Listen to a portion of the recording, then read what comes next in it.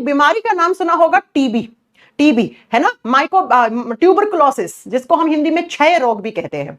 किसकी वजह से होता है? एक बैक्टीरिया की वजह से। कौन सा बैक्टीरिया? Mycobacterium tuberculosis bacteria.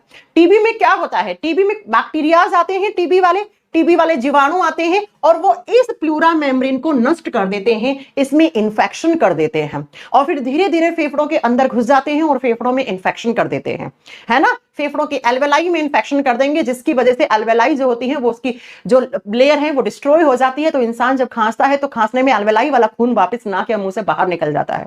इसलिए कहते हैं टीबी वाले इंसान को खांसने में ब्लड आ जाता है, खून आ जाता है, सुना होगा आपने। तो जब टीबी होता है तो टीबी वाला बैक्टीरिया जो होता है वो इसी प्लूरा मेम्ब्रेन के ऊपर अटैक करता है, यानी इसी को नष्ट करता है। तो हमारे फेफड़े के बाहर एक मेम्ब्रेन लगी हुई होती है, उस मेम्ब्रेन को, उस झिल्ली को हम कहते क्या है? क्वेश्चन ये पूछा है। तो फेफड़े के बाहर जो मेम्ब्रेन होती है उसको प्लूरल मेम्ब्रेन कहते हैं। हिंदी में फेफड़ों को फुफ्फुस कहा जाता है तो इसको फुफ्फुसीय झिल्ली कहते हैं। कैसे होती है बच्चों? ये जो प्लूरल मेम्ब्रेन होती है ना, ये दो लेयर से मिलकर बनी हुई होती है। इसमें दो परत होती है। देखो, एक परत है पैराइटल लेयर, ये बाहर वाली होती है, ये बाहरी परत होती है, और एक है विसरल प्लूरल। एक होता है विसरल प्लूरल, वो अंदर वाली होती है, ये अंदर वाली परत है, ये बाहर वाली परत है। इन दोनों को एक साथ मिलाओगे तो क्या कहेगा? तो हम प्लूरा या प्लूरल मेम्ब्रेन कहेंगे।